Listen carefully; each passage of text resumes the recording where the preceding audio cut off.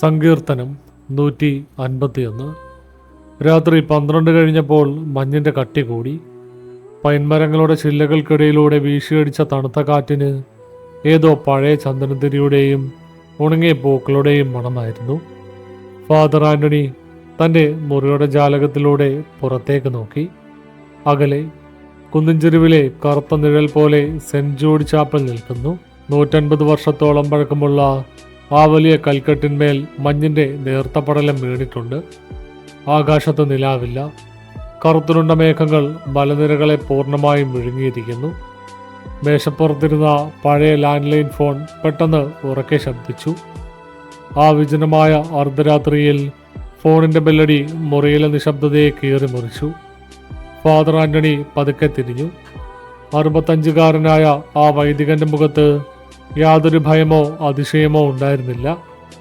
കഴിഞ്ഞ 30 വർഷമായി ഈ കുരിശുമലയിലെ ജനങ്ങൾക്ക് അദ്ദേഹം വെറുമൊരു അച്ഛൻ മാത്രമായിരുന്നില്ല, മണ്ണോട് ചേരാൻ പോകുന്ന ആത്മാക്കളുടെ അവസാനത്തെ വഴികാട്ടിയായിരുന്നു.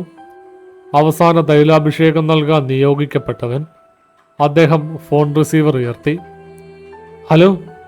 അപ്പുറത്തു നിന്നും വന്ന ശബ്ദത്തിന് വിറയലുണ്ടായിരുന്നു. അത് ഇടവകയിലെ കൈക്കാരൻ പൗലോസിന്റെ ശബ്ദമായിരുന്നു. അച്ഛാ, കുരിശുമലയിലെ കുര്യച്ചൻ്റെ ശ്വാസം നിലയ്ക്കാറായി. ഡോക്ടർ കൈവിട്ടു. അച്ഛൻ ഉടനെ എത്തണം. അവസാന തൈലാഭിഷേകം നൽകണം. ഞാൻ ഇറങ്ങുകയാണ് പൗലോസെ, ഫാദർ ആൻ്റണി ശാന്തനായി പറഞ്ഞു. ഫോൺ വെച്ച ശേഷം അദ്ദേഹം തൻ്റെ മേശപ്പുറത്തിരുന്ന തയ്യൽപ്പെട്ടി പോലത്തെ ചെറിയ മരപ്പെട്ടി തുറന്നു. അതിൽ വിശുദ്ധ തൈലത്തിൻ്റെ ചെറിയ കുപ്പിയും ഒരു ചെറിയ വെള്ളക്കുരിശും തടിയിൽ തീർത്ത ജപമാലയും ഉണ്ടായിരുന്നു. മേലങ്കി ധരിച്ച് കറുത്ത ഓവർകോട്ടും തലയിലണിഞ്ഞ് പെട്ടിയുമെടുത്ത് അദ്ദേഹം പുറത്തേക്കിറങ്ങി. മഞ്ഞിൻ പടലങ്ങൾക്കിടയിലൂടെ അദ്ദേഹത്തിൻ്റെ ജീപ്പ് മുന്നോട്ട് നീങ്ങി. വഴിയുടെ ഇരുവശത്തും പൈൻമരങ്ങൾ പെരുമ്പാമ്പുകളെ പോലെ പടർന്നു കിടക്കുന്നു. ഹൈറേഞ്ചിലെ ഈ ചെറിയ ഗ്രാമം കുരിശുമല എന്നറിയപ്പെടാൻ തുടങ്ങിയ കാലം മുതൽ ഇവിടെ മനുഷ്യരെക്കാൾ കൂടുതൽ ശവക്കല്ലറകളാണ് ഉള്ളതെന്ന് ആളുകൾ പറയാറുണ്ട്. 10 മിനിറ്റിനുള്ളിൽ ജീപ്പ് കുരിയച്ചൻ്റെ തറവാട്ട് വീടിന് മുന്നിൽ നിന്നു. വീടിൻ്റെ ഉമ്മറത്ത് കുറച്ചു പേർ നിശബ്ദരായി നിൽക്കുന്നുണ്ടായിരുന്നു. ഫാദർ ആൻ്റണി അകത്തേക്ക് കടന്നപ്പോൾ എല്ലാവരും മാറിയിറങ്ങി വഴി നൽകി. മുറിക്കുള്ളിൽ വലിയൊരു തേക്ക് കട്ടിലിൽ കുരിയച്ചൻ കിടക്കുന്നു. 90 വയസ്സുള്ള ആ പ്രദേശത്തെ ഏറ്റവും വലിയ തറവാട്ടുകാരൻ. ഒരു കാലത്ത് ആ ഗ്രാമത്തെ മുഴുവൻ വിറപ്പിച്ചിരുന്ന മനുഷ്യൻ ഇപ്പോൾ അസ്ഥികൂടം പോലെയായിരിക്കുന്നു. കണ്ണുകൾ ഉറച്ചുപോയതുപോലെ മേൽക്കൂരയിലേക്ക് തുറന്നു പിടിച്ചിരിക്കുന്നു. ശ്വാസമെടുക്കുമ്പോൾ നെഞ്ചു വലിഞ്ഞു മുറുകുന്നുണ്ട്. ഫാദർ ആൻ്റണി കട്ടിലിനടുത്ത് ഒരു കസേര വലിച്ചിട്ടിരുന്നു. കുരിയച്ചൻ്റെ മക്കളും കൊച്ചുമക്കളും മുറിയുടെ മൂലയിലേക്ക് മാറി നിന്നു. എല്ലാവരും പുറത്തു നിൽക്കൂ, കുമ്പസാരത്തിനുള്ള സമയമാണ്, ഫാദർ ആൻ്റണി മൃദുവായി പറഞ്ഞു. ബന്ധുക്കൾ ഓരോരുത്തരായി പുറത്തേക്ക് പോയി. വാതിലടഞ്ഞു. ഫാദർ തൻ്റെ വയലറ്റ് നിറത്തിലുള്ള സ്റ്റോൾ കഴുത്തിലിട്ടു. വിശുദ്ധ തൈലത്തിൻ്റെ കുപ്പി തുറന്നു. മുറിയിൽ പെട്ടെന്ന് ഒരു പ്രത്യേകതരം സുഗന്ധം പടർന്നു. അദ്ദേഹം കുരിയച്ചൻ്റെ അരികിലേക്ക് ചാഞ്ഞു. കുരിയച്ച, എന്നെ കേൾക്കാമോ? ഞാൻ ഫാദർ ആൻ്റണിയാണ്. ദൈവത്തോട് മാപ്പപേക്ഷിച്ച് മനസ്സിലുള്ള പാപങ്ങൾ ഏറ്റുപറയും. പെട്ടെന്ന് കുരിയച്ചൻ്റെ വലിഞ്ഞു മുറുകിയ വിരലുകൾ ഫാദർ ആൻ്റണിയുടെ കൈത്തണ്ടയിൽ കടുപ്പത്തിൽ പിടിമുറുക്കി. ആ വയസ്സൻ്റെ കൈകൾക്ക് അപ്പോൾ ഒരു രാക്ഷസീയ ശക്തി ഉണ്ടായിരുന്നു. കുരിയച്ചൻ്റെ മൂടിയ കണ്ണുകൾ പെട്ടെന്ന് തുറന്നു. ആ കണ്ണുകളിലെ കറുത്ത മണി അപ്രത്യക്ഷമായി. പൂർണ്ണമായും വെള്ളനിറം മാത്രം. അദ്ദേഹത്തിൻ്റെ തൊണ്ടയിൽ നിന്ന് ഒരു മനുഷ്യൻ്റേതല്ലാത്ത ആഴത്തിലുള്ള ഒരു ഗർജനമുയർന്നു. അച്ഛാ, എനിക്ക് തൈലം വേണ്ട. കുരിയച്ചൻ്റെ ശബ്ദം മാറിയിരുന്നു. അത് ഒരാളുടേതായിരുന്നില്ല. ഒരു കൂട്ടം ആളുകൾ ഒരേ സമയം സംസാരിക്കുന്നത് പോലെ തോന്നിച്ചു. ഫാദർ ആൻ്റണി ഒന്ന് ഞെട്ടി. പക്ഷേ തൻ്റെ നീണ്ട അനുഭവ സമ്പത്ത് അദ്ദേഹത്തെ പിടിച്ചു നിർത്തി. അദ്ദേഹം ശാന്തനായി പ്രാർത്ഥന തുടരാൻ ശ്രമിച്ചു. പിതാവിൻ്റെയും പുത്രൻ്റെയും പരിശുദ്ധാത്മാവിൻ്റെയും നാമത്തിൽ നിർത്തണ പ്രാർത്ഥന, കുരിയച്ചൻ അലറി. നീ എനിക്ക് നൽകുന്ന ഈ തൈലം എൻ്റെ പൊള്ളൽ കൂട്ടുകയുള്ളൂ. ഈ പുള്ളി, ആ ബലിപീഠം, അവിടെ കുഴിച്ചിട്ടിരിക്കുന്നത് ദൈവത്തെയല്ല, ഞങ്ങളുടെ രക്തത്തെയാണ്. ഫാദർ ആൻ്റണി ഭയത്തോടെ കുരിയച്ചൻ്റെ മുഖത്തേക്ക് നോക്കി. കുരിയച്ചന്റെ വായിൽ നിന്ന് കട്ടിക്കറുപ്പുള്ള രക്തം വശങ്ങളിലേക്ക് ഒഴുകാൻ തുടങ്ങി. മുറിയിലെ താപനില പെട്ടെന്ന് 0-ലേക്ക് താണു. ആ മുറിയിലെ ജനൽ ചില്ലുകൾ ഭയങ്കര ശബ്ദത്തോടെ വിറയ്ക്കാൻ തുടങ്ങി. കുരിയച്ച, ശാന്തനാകൂ, ഇത് സാത്താന്റെ വിഭ്രമമാണ്. ഫാദർ ആന്റണി കുരിശെടുത്ത് കുരിയച്ചന്റെ നെറ്റിയിൽ തൊടാൻ ശ്രമിച്ചു. പക്ഷേ കുരിയച്ചൻ ഫാദറിന്റെ കൈ തട്ടിമാറ്റി. ഞാൻ പാപം ചെയ്തവനാണച്ച. പക്ഷേ ആ പള്ളിയുടെ അടിത്തറ പണിതത് ഞങ്ങളുടെ പാപങ്ങൾ കൊണ്ടല്ല, അവിടുത്തെ അച്ഛന്മാർ ചെയ്ത വഞ്ചന കൊണ്ടാണ്. 150 വർഷമായി ആ സെമിത്തേരിയിലെ മണ്ണ് നീതിക്ക് വേണ്ടി കരയുന്നു. നീ കൊടുക്കുന്ന തൈലത്തിന് ആ ശാപം കഴുകിക്കളയാനാകില്ല. പെട്ടെന്ന് കുരിയച്ചൻ ഫാദറിന്റെ ചെവിയോടടുത്ത് വന്നു. തികച്ചും വ്യത്യസ്തമായ ഒരു ശബ്ദത്തിൽ വളരെ പതുക്കെ ഒരു കാര്യം മന്ത്രിച്ചു. സങ്കീർത്തനം 151. വേദപുസ്തകത്തിലില്ലാത്ത ആ സങ്കീർത്തനം വായിക്കപ്പെടുന്ന നാൾ ഈ പള്ളിയുടെ കല്ലുകൾ സംസാരിക്കും. ആ വാക്ക് പറഞ്ഞതും കുരിയച്ചന്റെ ശരീരം വലിയൊരു വിറയലോടെ കട്ടിലിലേക്ക് വീണു. അദ്ദേഹത്തിന്റെ ശ്വാസം പൂർണ്ണമായും നിലച്ചു. കണ്ണുകൾ അടയാതെ മേൽക്കൂരയിലേക്ക് തന്നെ തുറന്നു പിടിച്ചിരുന്നു. മുറിയിൽ വീണ്ടും കടുത്ത നിശബ്ദത പടർന്നു. ഫാദർ ആന്റണി തളർച്ചയോടെ പുറകോട്ട് മാറി. അദ്ദേഹത്തിന്റെ നെറ്റിയിൽ തണുത്ത വിയർപ്പ് തുള്ളികൾ പൊടിഞ്ഞു. 65 വർഷത്തെ ജീവിതത്തിൽ ഇതുപോലൊരു അനുഭവത്തിലൂടെ അദ്ദേഹം കടന്നുപോയിട്ടില്ല. സാത്താൻ ബാധിച്ചവരെ അദ്ദേഹം കണ്ടിട്ടുണ്ട്, പക്ഷേ ഇതതായിരുന്നില്ല. ആ വാക്കുകളിൽ വലിയൊരു സത്യത്തിന്റെ ഭാരമുണ്ടായിരുന്നു. വാതിൽ തുറന്ന് ബന്ധുക്കൾ അകത്തേക്ക് വന്നു. കുരിയച്ചന്റെ മരണം ഉറപ്പാക്കിയവർ കരയാൻ തുടങ്ങി. ഫാദർ ആന്റണി പതുക്കെ മുറിക്ക് പുറത്തേക്ക് നടന്നു. അദ്ദേഹത്തിന്റെ മനസ്സിൽ കുരിയച്ചൻ മന്ത്രിച്ച ആ വാക്കുകൾ മാത്രം മുഴങ്ങിപ്പറ്റി നിന്നു. സങ്കീർത്തനം 151. ബൈബിളിൽ പഴയ നിയമത്തിൽ 150 സങ്കീർത്തനങ്ങളാണുള്ളത്. എന്നാൽ 151ാമത് ഒരു സങ്കീർത്തനമോ? അങ്ങനെയൊന്ന് കത്തോലിക്ക സഭയുടെ വേദപുസ്തകത്തിലില്ല. അദ്ദേഹം തൻ്റെ ജീപ്പിലേക്ക് കയറി. രാത്രിയുടെ തണുപ്പ് അദ്ദേഹത്തിൻ്റെ അസ്ഥികളിലേക്ക് തുളച്ചു കയറി. ജീപ്പ് പള്ളിയുടെ ദിശയിലേക്ക് തിരിച്ചു. സെന്റ് ജൂഡ് ചാപ്പലിൻ്റെ വലിയ കവാടത്തിലെത്തിയപ്പോൾ അവിടുത്തെ പഴയ കാവൽക്കാരൻ കുഞ്ഞാപ്പ ഓടി വന്നു. അച്ഛാ, കുരിയച്ചൻ പോയോ? ഓ കുഞ്ഞാപ്പ, ദൈവം അദ്ദേഹത്തിൻ്റെ ആത്മാവിന് നിത്യശാന്തി നൽകട്ടെ. ഫാദർ ആന്റണി ജീപ്പിൽ നിന്നിറങ്ങി പള്ളിയുടെ വരാന്തയിലേക്ക് നടന്നു. പെട്ടെന്ന് പള്ളിയുടെ വശത്തുള്ള വലിയ സെമിത്തേരിയുടെ ഭാഗത്തു നിന്നും ഒരു ശബ്ദം കേട്ടു. ആരോ മണ്ണിൽ കൊത്തുപണി നടത്തുന്നത് പോലെ, അല്ലെങ്കിൽ കല്ലറകളിൽ തട്ടുന്നത് പോലെ ഒരു ശബ്ദം. കുഞ്ഞാപ്പ, ഈ സമയത്ത് സെമിത്തേരിയിൽ ആരെങ്കിലും ഉണ്ടോ? ഫാദർ ചോദിച്ചു. കുഞ്ഞാപ്പ ഭയത്തോടെ ചുറ്റും നോക്കി. ഇല്ലച്ചാ, ഈ അർദ്ധരാത്രി ആര് പോകാനാ? ഞാനും കേട്ടു ആ ശബ്ദം. കഴിഞ്ഞ കുറച്ച് ദിവസങ്ങളായി രാത്രി 12 കഴിയുമ്പോൾ സെമിത്തേരിയിൽ നിന്ന് ഈ ശബ്ദം കേൾക്കാം. മഞ്ഞുകാലമല്ലേ, മരങ്ങൾ ഉരുസുന്നതാവുമെന്നാണ് ഞാൻ വിചാരിച്ചത്. ഫാദർ ആന്റണി ടോർച്ചും എടുത്ത് സെമിത്തേരിയിലേക്ക് നടന്നു.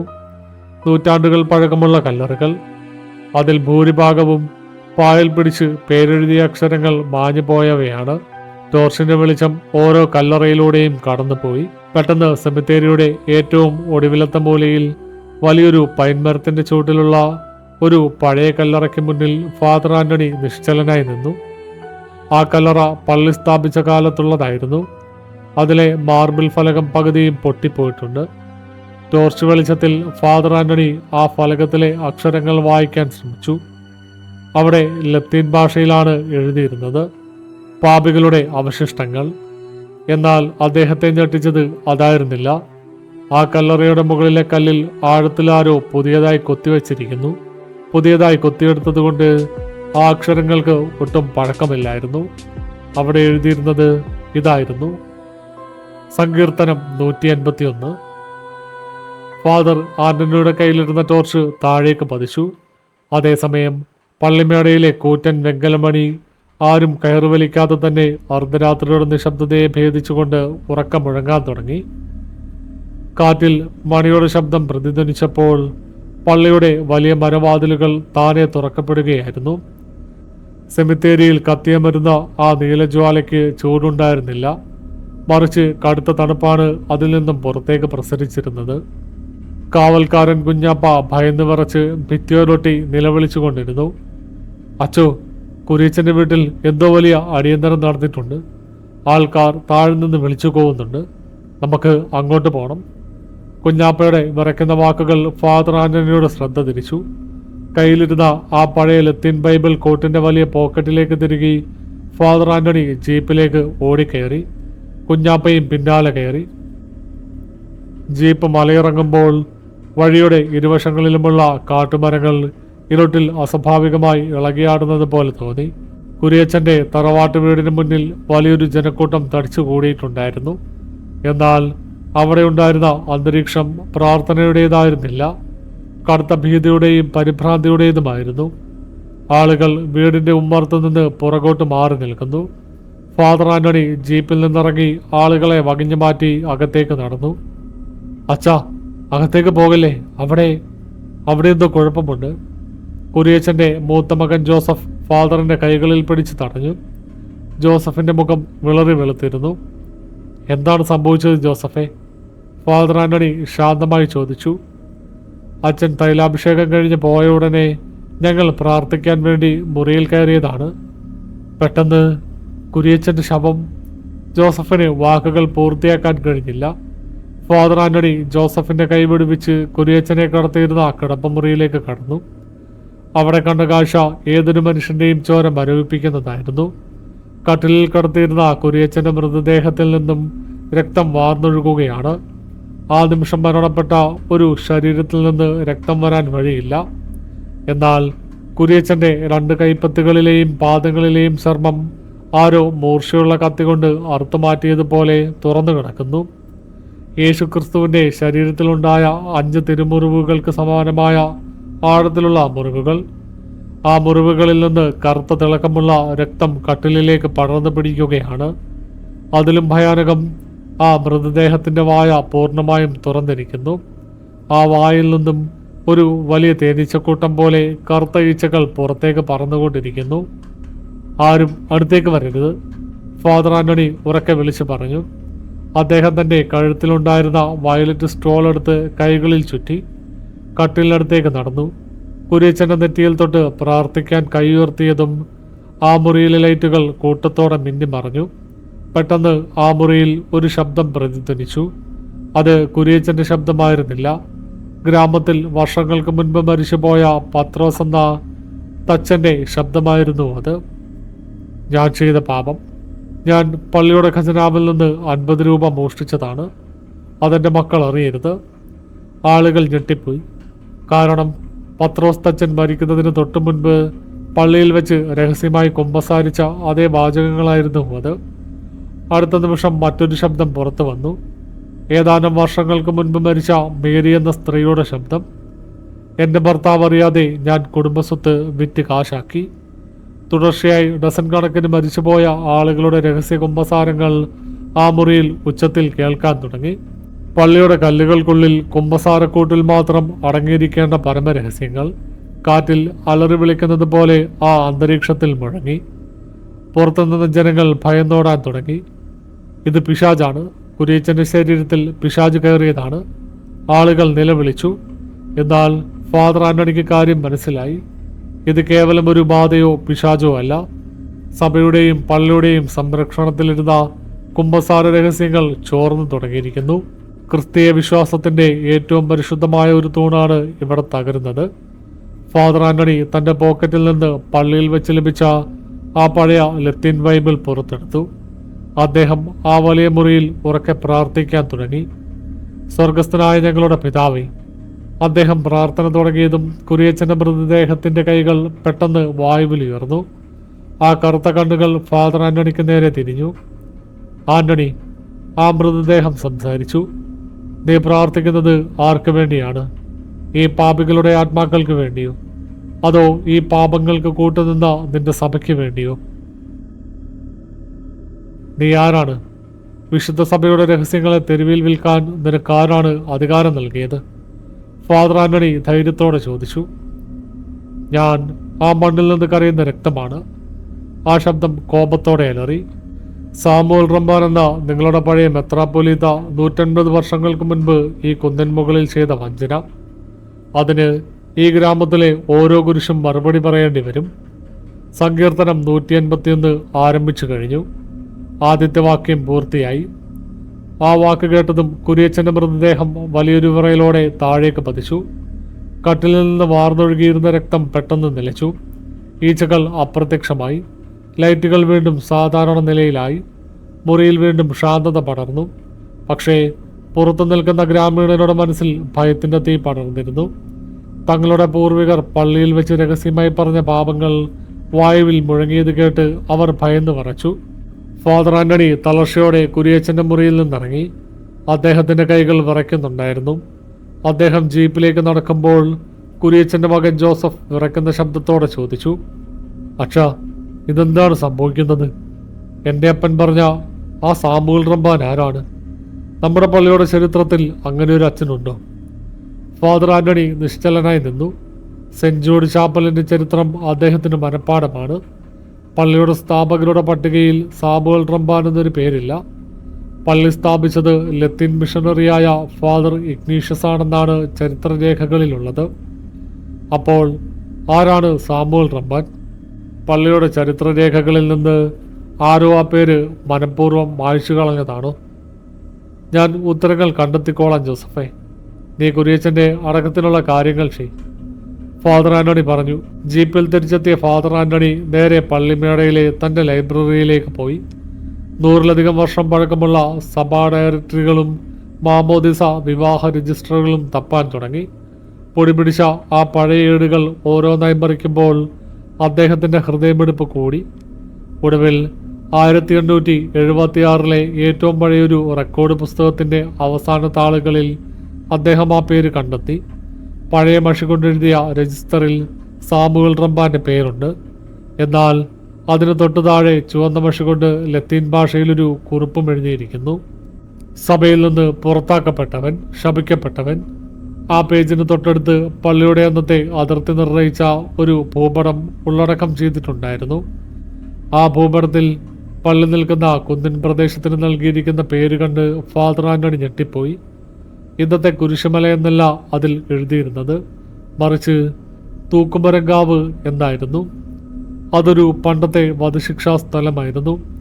ഒരു വലിയ കുടിയൊഴിപ്പിക്കലിൻ്റെയും കൂട്ടക്കൊലയുടെയും രക്തം വീണ മണ്ണ്.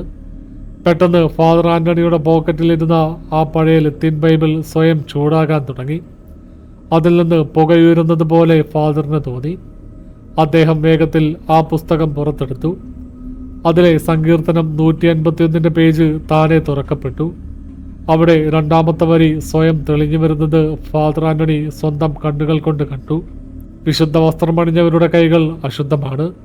ബലിപീഠത്തിലെ അപ്പം വിഷമായി മാറും. നാളെ ഞായറാഴ്ചയാണ്. 100 കണക്കിന് വിശ്വാസികൾ കുർബാന കൂടാൻ വരാനിരിക്കുന്ന ദിനം. ഞായറാഴ്ച പുലർച്ചെ 5:30 തന്നെ ഹൈറേഞ്ചിൽ കടുത്ത മഞ്ഞുവീഴ്ച തുടങ്ങി. കാറ്റിന് സാധാരണയേക്കാൾ തണുപ്പായിരുന്നു. പള്ളിയുടെ കൂറ്റൻ ഗോപുരത്തിന് മുകളിൽ കുരിശിന് ചുറ്റും കറുത്ത പക്ഷികൾ കൂട്ടത്തോടെ വട്ടമിട്ട് പറക്കുന്നുണ്ടായിരുന്നു. മുറിയിലുറങ്ങാതെ രാത്രി മുഴുവൻ പഴയ രേഖകൾ പരിശോധിച്ച ഫാദർ ആന്റണി പതുക്കെ എഴുന്നേറ്റു. 65 വയസ്സുള്ള ആ ശരീരത്തിന് വല്ലാത്തൊരു തളർച്ച അനുഭവപ്പെട്ടു. പോക്കറ്റിലിരിക്കുന്ന ആ പഴയ ലത്തീൻ ബൈബിളിൻ്റെ 2ാമത്തെ വരി അദ്ദേഹത്തിൻ്റെ മനസ്സിൽ ഭയത്തിൻ്റെ വിത്തുകൾ വിതച്ചിരുന്നു. ബലിപീഠത്തിലെ അപ്പം വിഷമായി മാറും. അദ്ദേഹം കണ്ണുകളടച്ച് പ്രാർത്ഥിച്ചു, ദൈവമേ, എൻ്റെ ഇടവക ജനങ്ങളെ ഏതൊരു തിന്മയിൽ നിന്നും കാത്തുരക്ഷിക്കണമേ.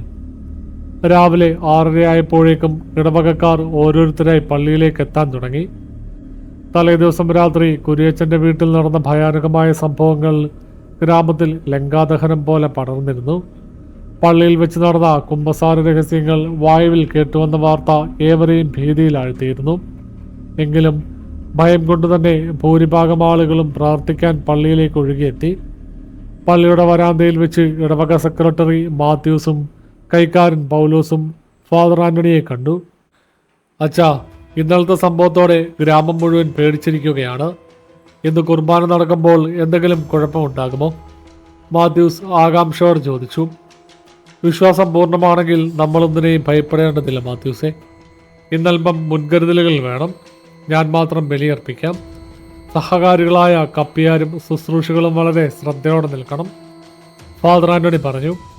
7 മണിയോടെ പള്ളിയിലെ കൂറ്റൻ മണി മുഴങ്ങി. എന്നാൽ ആ മണിയടി കേട്ടവർക്കെല്ലാം അതിൽ വല്ലാത്തൊരു വിലാപത്തിൻ്റെ ഈണം അനുഭവപ്പെട്ടു. ഫാദർ ആന്റണി വിശുദ്ധ മേലങ്കി അണിഞ്ഞു. അൾത്താരയിലേക്ക് നടക്കുമ്പോൾ അദ്ദേഹത്തിന്റെ നെഞ്ച് പടപടാ ഇടിച്ചു. സാധാരണ വിശുദ്ധ കുർബാന അർപ്പിക്കുമ്പോൾ അനുഭവപ്പെടാറുള്ള ആത്മീയ ശാന്തിക്ക് പകരം കടുത്തൊരു ഭാരമാണ് ആത്മാവിൽ അനുഭവപ്പെടുന്നത്. പള്ളി നിറയെ ആളുകളുണ്ട്. എല്ലാവരുടെയും മുഖത്ത് ഒരുതരം ഭയവും അസ്വസ്ഥതയും നിഴലിച്ചിരുന്നു. ഫാദർ ആന്റണി ബലിപീഠത്തിന് മുന്നിൽ നിന്ന് പ്രാർത്ഥന ആരംഭിച്ചു. പിതാവിൻ്റെയും പുത്രൻ്റെയും പരിശുദ്ധാത്മാവിൻ്റെയും നാമത്തിൽ ആമേൻ. ജനങ്ങളുടെ മറുപടി പ്രാർത്ഥനകൾ ഉയർന്നു. ആദ്യമൊക്കെ കാര്യങ്ങൾ സാധാരണ പോലെ നീങ്ങി. സുവിശേഷ വായനയും പ്രസംഗവും കഴിഞ്ഞു. പ്രസംഗത്തിൽ ഫാദർ ആന്റണി സമാധാനത്തിൻ്റെ ആവശ്യകതയെക്കുറിച്ചും സാത്താൻ്റെ വിഭ്രമങ്ങളെ വിശ്വാസം കൊണ്ട് അതിജീവിക്കുന്നതിനെക്കുറിച്ചും സംസാരിച്ചു. തുടർന്ന് വിശുദ്ധ കുർബാനയിലെ ഏറ്റവും പ്രധാനപ്പെട്ട ഭാഗമായ അപ്പവും വീഞ്ഞും സമർപ്പിക്കുന്ന സമയമെത്തി. ഫാദർ ആന്റണി തടിയിൽ തീർത്ത വിശുദ്ധ പാത്രത്തിൽ നിന്ന് ഗോതമ്പപ്പവും കാസയിൽ വീഞ്ഞുമെടുത്തു. അൾത്താരയിലെ ചുവന്ന നിത്യദീപം പെട്ടെന്ന് മിന്നിമറയാൻ തുടങ്ങി. ഫാദർ ആന്റണി അപ്പം എടുത്ത് വായുവിലേക്ക് ഉയർത്തി പ്രാർത്ഥിച്ചു. ഇത് നിങ്ങൾക്കായി നൽകപ്പെടുന്ന എൻ്റെ ശരീരമാകുന്നു. പെട്ടെന്ന് പള്ളിയുടെ ജനലുകൾ ഭയങ്കര ശബ്ദത്തോടെ കൊട്ടിയടഞ്ഞു. പള്ളിക്കുള്ളിലെ വെളിച്ചമെല്ലാം ഒരേ സമയം അണഞ്ഞു. അൾത്താരയിലെ മെഴുകുതിരികളിൽ നിന്ന് കറുത്ത പുക ഉയരാൻ തുടങ്ങി. ജനക്കൂട്ടത്തിനിടയിൽ നിന്ന് ഒരു നിലവിളി ഉയർന്നു. ഫാദർ ആന്റണി കയ്യിലിരുന്ന ഓസ്തിയിലേക്ക് നോക്കി. അദ്ദേഹത്തിൻ്റെ കൈകൾ വിറച്ചു. കണ്ണു തള്ളിപ്പോയി. ശുദ്ധമായ വെള്ള നിറത്തിലുള്ള ആ ഗോതമ്പപ്പം അദ്ദേഹത്തിൻ്റെ കൈകളിലിരുന്ന് കറുത്ത നിറത്തിലേക്ക് മാറാൻ തുടങ്ങി. അതിൽ നിന്ന് ചീഞ്ഞ മാംസത്തിൻ്റെ കടുത്ത നാറ്റം വരാൻ തുടങ്ങി. അപ്പത്തിൻ്റെ ഉപരിതലത്തിൽ ചെറുപുഴുക്കൾ ഇഴിഞ്ഞു നടക്കാൻ തുടങ്ങി. അതേസമയം കാസയിലിരുന്ന കുർബാന വീഞ്ഞ് കൊഴുത്ത രക്തമായി മാറി പാത്രത്തിൽ നിന്ന് താഴേക്ക് കവിഞ്ഞൊഴുകാൻ തുടങ്ങി.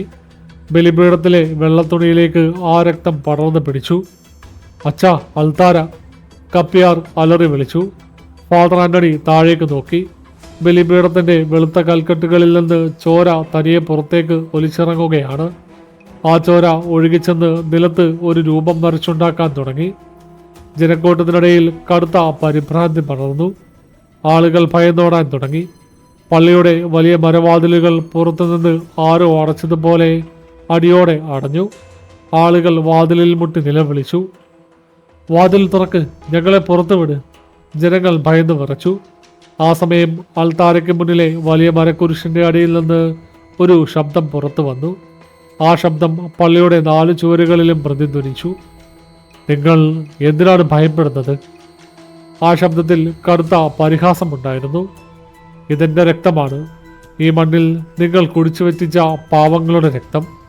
150 വർഷമായി നിങ്ങൾ വിശുദ്ധമെന്ന് വിളിക്കുന്ന ഈ ബലിപീഠം കെട്ടി ഉയർത്തിയത് എൻ്റെ ജനങ്ങളുടെ ചാരത്തിന്മേലാണ്.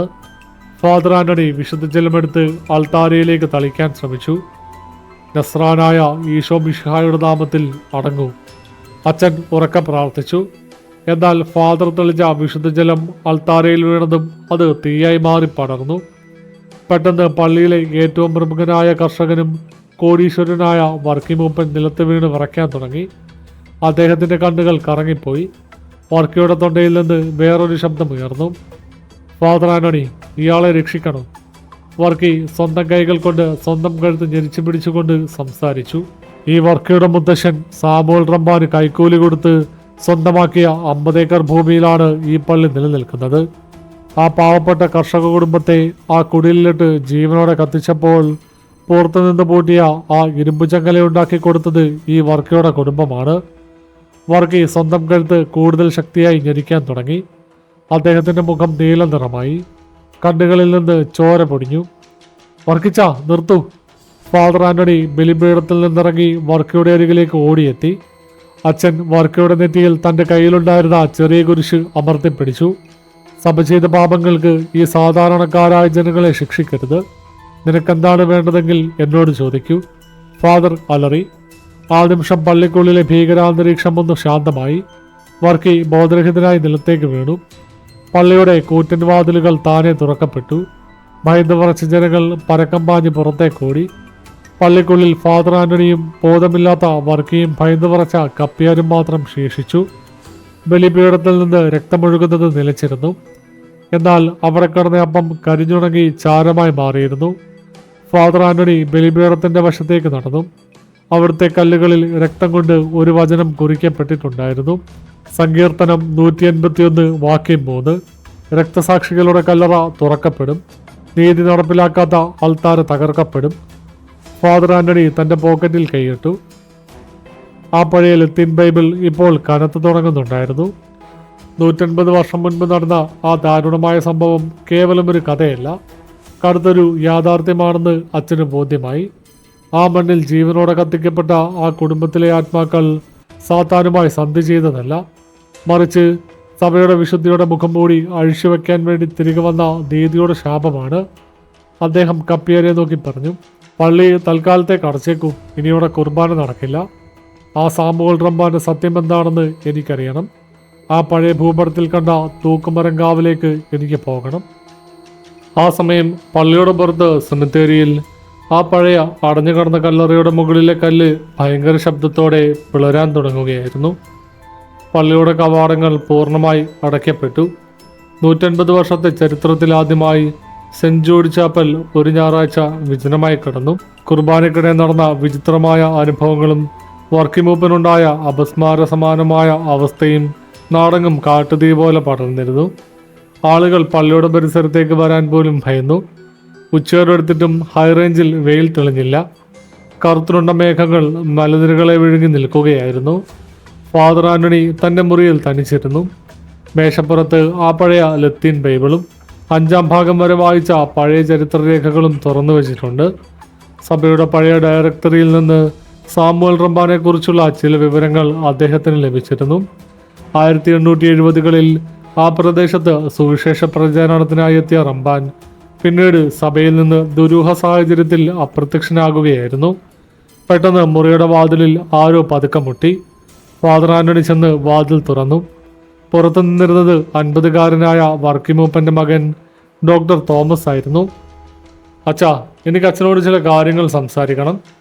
തോമസിൻ്റെ മുഖത്ത് കടുത്ത ആശങ്ക തെളിച്ചിരുന്നു. വരൂ തോമസ്, അകത്തോട്ടിരിക്കും. വർക്കച്ചനിപ്പോൾ എങ്ങനെയുണ്ട്? ഫാദർ ആന്റണി കസേര കാണിച്ചു കൊടുത്തു.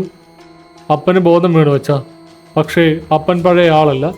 അപ്പൻ്റെ ഓർമ്മകൾക്ക് എന്തൊക്കെയോ തകരാറ് സംഭവിച്ചതുപോലെ. ആരെ കണ്ടാലും പേടിച്ചു വിറയ്ക്കുന്നു. അത്യാഗ്രഹം കൊണ്ടുണ്ടാക്കിയ ആ 50 ഏക്കർ തോട്ടം മുഴുവൻ ആരോ തട്ടിയെടുക്കാൻ പോകുന്നുവെന്ന് പറഞ്ഞ് ഉറക്കെ കരയുന്നു. തോമസ് ഒരു നിമിഷം നിർത്തി. തുടർന്ന് പറഞ്ഞു, അച്ഛാ, ഞാനൊരു ശാസ്ത്രജ്ഞനാണ്. പള്ളിയിൽ നടന്നതിനെയെല്ലാം പെട്ടെന്ന് വിശ്വസിക്കുവാൻ എനിക്ക് കഴിയില്ല. പക്ഷേ അപ്പം മയക്കത്തിൽ ഒരു പേര് ആവർത്തിച്ച് പറയുന്നുണ്ട്. ഏത് പേര്? ഫാദർ ആന്റണി ജാഗരൂകനായി. ഇട്ടി യോഹന്നാൻ. ഇട്ടി യോഹന്നാൻ എന്നൊരാളുടെ പേരാണ് അപ്പൻ പിറുപിറുക്കുന്നത്. അച്ഛന് അങ്ങനെ ഒരാളെ അറിയാമോ? ഫാദർ ആന്റണി തൻ്റെ കയ്യിലിരുന്ന പഴയ ഭൂപടത്തിലേക്ക് നോക്കി. 1876-ലെ ആ ഭൂപടത്തിൽ തൂക്കുമരങ്കാവ് എന്ന് രേഖപ്പെടുത്തിയ ഭൂമിയുടെ ഉടമസ്ഥൻ്റെ പേര് വ്യക്തമായി എഴുതിയിട്ടുണ്ടായിരുന്നു. ഇട്ടി യോഹന്നാൻ, വടക്കൻ തറവാട്. തോമസ്, നിന്റെ അപ്പൻ പറയുന്നത് വെറുമൊരു വിഭ്രമമല്ല. ഫാദർ ആന്റണി പതുക്കെ പറഞ്ഞു തുടങ്ങി. ഇത് 150 വർഷങ്ങൾക്ക് മുൻപ് നിങ്ങളുടെ പൂർവികരും സഭയും ചേർന്ന് ചെയ്ത ഒരു വലിയ അനീതിയുടെ നിഴലാണ്. ആ ഇട്ടി യോഹന്നാൻ്റെ കുടുംബമായിരുന്നു ഈ പള്ളി നിൽക്കുന്ന കുന്നിൻ പ്രദേശത്തിൻ്റെ യഥാർത്ഥ ഉടമസ്ഥർ. തോമസ് അന്തം വിട്ട് ഫാദറിനെ നോക്കി. എനിക്കിപ്പോൾ ആ സ്ഥലത്തേക്ക് പോകണം തോമസ്. പഴയ ഭൂപടത്തിൽ തൂക്കുമരങ്കാവ് എന്ന് എഴുതിയിരിക്കുന്ന ആ പഴയ വനമേഖലയിലേക്ക്. ഇന്നവിടെ എന്താണുള്ളതെന്ന് എനിക്ക് കാണണം. അച്ഛാ, അതൊരിക്കലും നല്ലൊരു ആശയമല്ല, തോമസ് തടഞ്ഞു. അവിടെ ഇപ്പോൾ ആരും താമസിക്കാറില്ല. കടുത്ത ഉൾക്കാടാണ്. പണ്ട് ബ്രിട്ടീഷുകാരുടെ കാലത്ത് കുറ്റവാളികളെ തൂക്കിലേറ്റിയിരുന്ന കാടാണത്. അവിടെ പോകുന്നവർ തിരികെ വന്നിട്ടില്ലെന്നാണ് നാട്ടുകാരുടെ സംസാരം. പക്ഷേ എനിക്ക് പോയേ തീരൂ. ഫാദർ ആന്റണിയുടെ ശബ്ദത്തിൽ ഉറച്ച തീരുമാനമുണ്ടായിരുന്നു. എൻ്റെ സഭ ചെയ്ത പാപത്തിന് ഈ ഗ്രാമത്തിലെ നിരപരാധികൾ ഇരയാകുന്നത് എനിക്ക് നോക്കി നിൽക്കാനാകില്ല. ഫാദറിൻ്റെ ഉറച്ച നിലപാട് കണ്ടപ്പോൾ തോമസും ഒപ്പം വരാൻ തയ്യാറായി. ഉച്ചകഴിഞ്ഞ് 2 മണിയോടെ ഫാദർ ആന്റണിയും തോമസും ജീപ്പിൽ കാട് കയറാൻ തുടങ്ങി. പള്ളിയുടെ പുറകിലുള്ള കുത്തനെയുള്ള മലയോര പാതയിലൂടെ ജീപ്പ് മുന്നോട്ട് നീങ്ങി. കാട് കയറുന്തോറും മഞ്ഞിൻ്റെ കാഠിന്യം കൂടി വന്നു. വഴിയിലെ കൂറ്റൻ മരങ്ങളുടെ ചില്ലകൾ സൂര്യവെളിച്ചത്തെ പൂർണ്ണമായും മറച്ചിരുന്നു. ഏകദേശം 1 മണിക്കൂർ യാത്രയ്ക്ക് ശേഷം വഴി അവസാനിച്ചു. ഇനി കാൽനടയായി വേണം മുന്നോട്ട് പോകാൻ. ഫാദർ ആന്റണി കയ്യിൽ ബൈബിളും ഒരു ടോർച്ചും എടുത്തു. തോമസ് ഒപ്പം നടന്നു. ചുറ്റും കടുത്ത നിശബ്ദത. വന്യമൃഗങ്ങളുടെയോ പക്ഷികളുടെയോ ശബ്ദം പോലും അവിടെ ഉണ്ടായിരുന്നില്ല. പകരം കാറ്റടിക്കുമ്പോൾ മരച്ചില്ലകൾ ഉരുസുന്ന ഒരു ഭയാനകമായ ഈണം മാത്രം. കുറേ ദൂരം മുന്നോട്ട് നടന്നപ്പോൾ ആ കടുത്ത കാട്ടിനുള്ളിൽ പെട്ടെന്ന് മരങ്ങളുടെ സാന്ദ്രത കുറഞ്ഞു വന്നു. അവിടെ കാടിൻ്റെ നടുവിലായി വലിയൊരു തുറസായ സ്ഥലം പ്രത്യക്ഷപ്പെട്ടു. ആ സ്ഥലത്തിന് നടുവിൽ പായൽ പിടിച്ച ഭാഗികമായി തകർന്ന ഒരു പഴയ വലിയ കൂറ്റൻ തറവാടിൻ്റെ അവശിഷ്ടങ്ങൾ കാണാമായിരുന്നു. അത് വടക്കൻ തറവാടായിരുന്നു, കിട്ടി യോഹന്നാൻ്റെ വീട്. എന്നാൽ ആ അവശിഷ്ടങ്ങൾക്ക് തൊട്ടടുത്ത് നിന്ന കൂറ്റൻ കൽമരത്തിൽ കണ്ട കാഴ്ച ഫാദർ ആന്റണിയെയും തോമസിനെയും നടുക്കിക്കളഞ്ഞു. ആ കൂറ്റൻ പേരാലിൻ്റെ വണ്ണമുള്ള ചില്ലകളിൽ നിന്ന് നൂറുകണക്കിന് കറുത്ത വടങ്ങൾ താഴേക്ക് തൂങ്ങിക്കിടക്കുന്നുണ്ടായിരുന്നു. തൂക്കുമരത്തിൽ ഉപയോഗിക്കുന്ന തരം കരുത്തുറ്റ കഴുമര കയറുകൾ. കാറ്റിൽ ആ കയറുകൾ സ്വയം ആടിയുലയുന്നുണ്ടായിരുന്നു. അച്ഛാ, ഇത്? തോമസ് ഭയത്തോടെ പുറകോട്ട് മാറി. ഫാദർ ആന്റണി ടോർച്ച് വെളിച്ചത്തിൽ ആ വലിയ മരത്തിൻ്റെ ചൂട്ടിലേക്ക് നടന്നു. ആ മരത്തിൻ്റെ തടിയിൽ ആരോ ആഴത്തിൽ കൊത്തിവെച്ചിട്ടുണ്ട്. അവിടെ എഴുതിയിരുന്ന ലത്തീൻ വാചകം വായനക്കാരനായ ഫാദർ ആന്റണി പതുക്കെ വായിച്ചു. ഇവിടെ 7 ആത്മാക്കളുടെ രക്തം കുടിച്ച മണ്ണ് സ്വന്തം നീതിക്കായി കാത്തിരിക്കുന്നു. അച്ഛാ, ഇവിടെ നോക്കൂ! തോമസ് പെട്ടെന്ന് നിലവിളിച്ചു. ആ തറവാടിൻ്റെ പഴയ അടുക്കള ഭാഗത്ത് തറയിൽ കരിഞ്ഞുണങ്ങിയ വലിയൊരു ഗർത്തമുണ്ടായിരുന്നു. 150 വർഷങ്ങൾക്ക് മുൻപ് കത്തിച്ചാമ്പലായ ആ വീടിൻ്റെ തറയിൽ ഇന്നും കരിഞ്ഞ മരക്കഷ്ണങ്ങളുടെയും മാംസത്തിൻ്റെയും നാറ്റം നിറഞ്ഞു നിൽക്കുന്നു. ഫാദർ ആന്റണി ആ ഗർത്തത്തിന് മുന്നിൽ മുട്ടുകുത്തിയിരുന്ന് പ്രാർത്ഥിക്കാൻ തുടങ്ങി. എന്നാൽ അദ്ദേഹം പ്രാർത്ഥന തുടങ്ങിയതും ആ കാട്ടിലെ അന്തരീക്ഷം പെട്ടെന്ന് മാറി. ആകാശത്ത് പെട്ടെന്ന് ഇടിമിന്നലുണ്ടായി. ആ വലിയ പേരാലിലെ കഴുമരക്കയറുകൾ കൂട്ടത്തോടെ ഭയങ്കര ശബ്ദത്തോടെ വിറയ്ക്കാൻ തുടങ്ങി. ആ മരച്ചില്ലകൾക്കിടയിൽ നിന്ന് ഒന്നിലധികം ആളുകളുടെ നിഴലുകൾ താഴേക്ക് തൂങ്ങിക്കിടക്കുന്നത് പോലെ തോന്നിച്ചു. പെട്ടെന്ന് ആ അവശിഷ്ടങ്ങൾക്കിടയിൽ നിന്ന് ഒരു വൃദ്ധൻ്റെ കടുത്ത ശബ്ദം പുറത്തു വന്നു. ആന്റണിയേശ, നീ എന്തിനാണ് ഇവിടെ വന്നത്? ഫാദർ ആന്റണി എഴുന്നേറ്റു. ഞാൻ നിങ്ങളുടെ ആത്മാക്കൾക്ക് നിത്യശാന്തി നൽകാൻ വന്നതാണ്. സഭ ചെയ്ത തെറ്റിന് ഞാൻ ദൈവത്തോടും നിങ്ങളോടും മാപ്പ് ചോദിക്കുന്നു. മാപ്പോ? ആ ശബ്ദം വന്യമായി പൊട്ടിച്ചിരിച്ചു. ആ ചിരി കാട്ടിൽ പ്രതിധ്വനിച്ചു. മാപ്പ് കൊണ്ട് കഴുകിക്കളയാവുന്നതാണോ ഞങ്ങളുടെ രക്തം? സാമുവൽ റമ്പാൻ ഞങ്ങളെ ഈ വീട്ടിലിട്ട് പൂട്ടി തീ കൊളുത്തുമ്പോൾ ഞങ്ങൾ വാതിലിൽ മുട്ടി കരഞ്ഞു. ഞങ്ങൾക്ക് ജീവിക്കണമെന്ന് അപേക്ഷിച്ചു. അന്ന് നിങ്ങളുടെ പള്ളിയിലെ മണികൾ ഉറക്കെ മുഴങ്ങുകയായിരുന്നു, ഞങ്ങളുടെ നിലവിളി പുറത്തു കേൾക്കാതിരിക്കാൻ. തോമസ് ഭയന്ന് നിലത്തേക്ക് വീണു. ആ അന്തരീക്ഷത്തിൽ തണുപ്പ് കഠിനമായി കൂടി.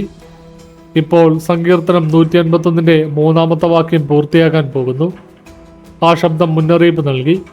അടുത്തത് ആരുടെ രക്തമാണെന്ന് നിനക്കറിയാമോ? അച്ഛാ, ഈ നാടിൻ്റെ ഭരണാധികാരികളുടെ, സഭയുടെ രഹസ്യങ്ങൾ കാക്കുന്നവരുടേത്. പെട്ടെന്ന് ഫാദർ ആന്റണിയുടെ പോക്കറ്റിലിരുന്ന ഫോൺ അടിച്ചു. വിറക്കുന്ന കൈകളോടെ അദ്ദേഹം ഫോൺ എടുത്തു. അപ്പുറത്ത് കാവൽക്കാരൻ കുഞ്ഞാപ്പയായിരുന്നു. കുഞ്ഞാപ്പയുടെ ശബ്ദത്തിൽ മരണഭയം നിറഞ്ഞു നിന്നിരുന്നു. അച്ഛാ, അച്ഛനുടനെ തിരികെ വാ. സെമിത്തേരിയിലെ ആ പഴയ കല്ലറ, അത് പൂർണ്ണമായും തുറക്കപ്പെട്ടു. അതിനുള്ളിൽ നിന്ന് ശവങ്ങളല്ല പുറത്തു വരുന്നത്. ചോര ഉറവ് പോലെ പുറത്തേക്ക് ഒഴുകുകയാണ്. പള്ളിയുടെ അൽത്താര തകർന്നു വീഴാൻ തുടങ്ങുന്നു. ഫാദർ ആന്റണി തോമസിനെ ചേർത്ത് പിടിച്ചു. തൂക്കുമരം കാട്ടിലെ ആ പേരാലിൽ തൂങ്ങിക്കിടന്ന കഴിമരക്കയറുകൾ ഓരോന്നായി പൊട്ടി താഴേക്ക് വീഴാൻ തുടങ്ങിയിരുന്നു.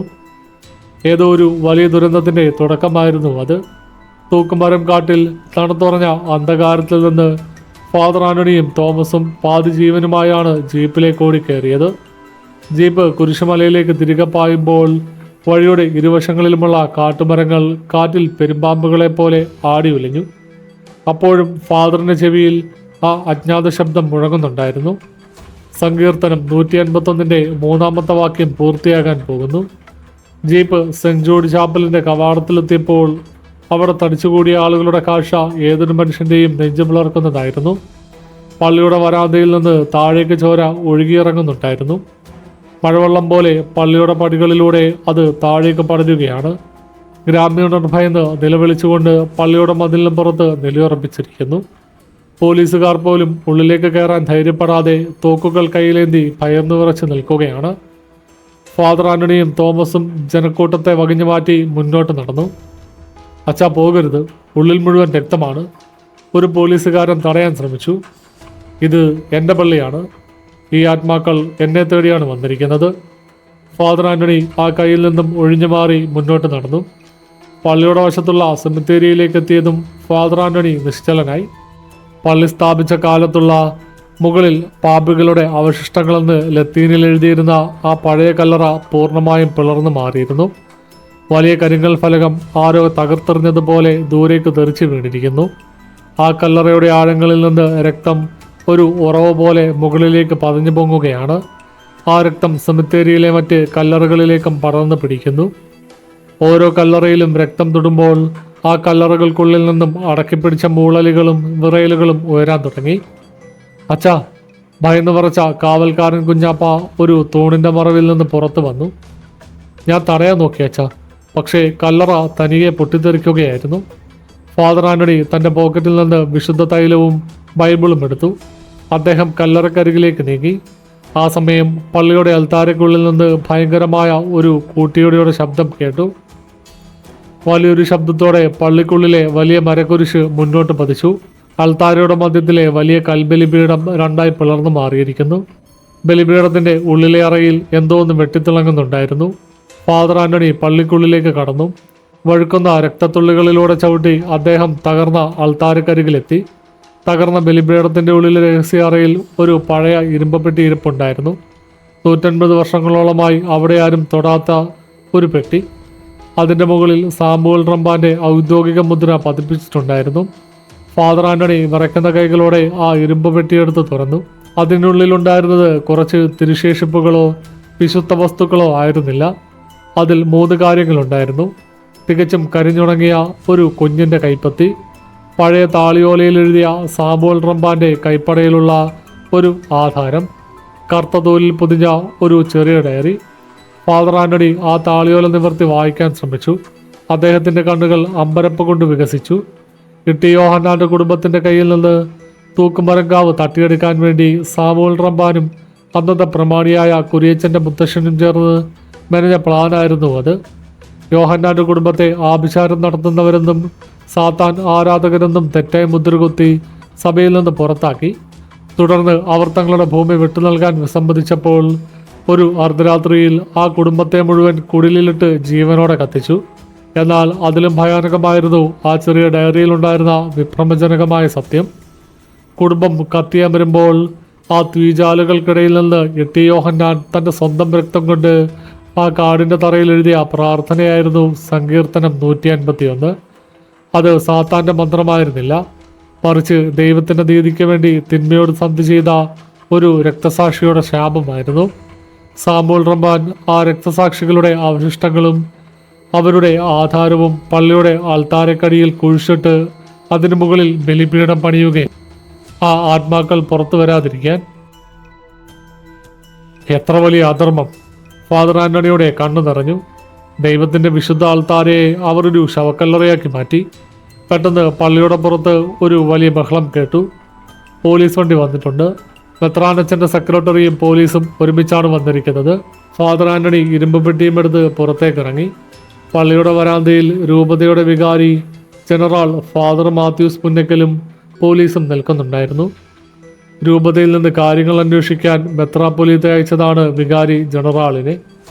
ആന്റണി അച്ഛ, എന്താണ് ഇവിടെ നടക്കുന്നത്? ഫാദർ പുന്നക്കൽ ദേഷ്യത്തോടെ ചോദിച്ചു.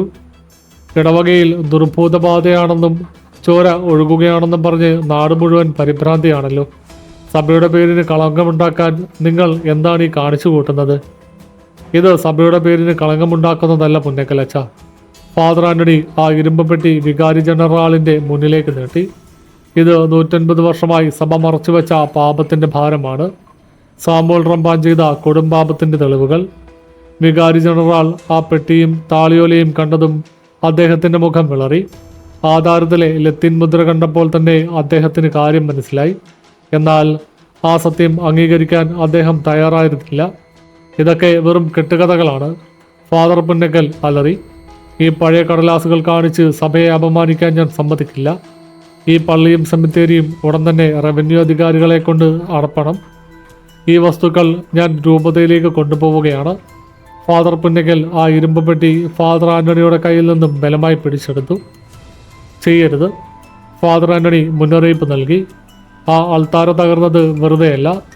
നീതി നടപ്പിലാക്കിയ ആ വസ്തുക്കൾ അവിടെ നിന്ന് മാറ്റിയാൽ അടുത്ത ദുരന്തമുണ്ടാകും.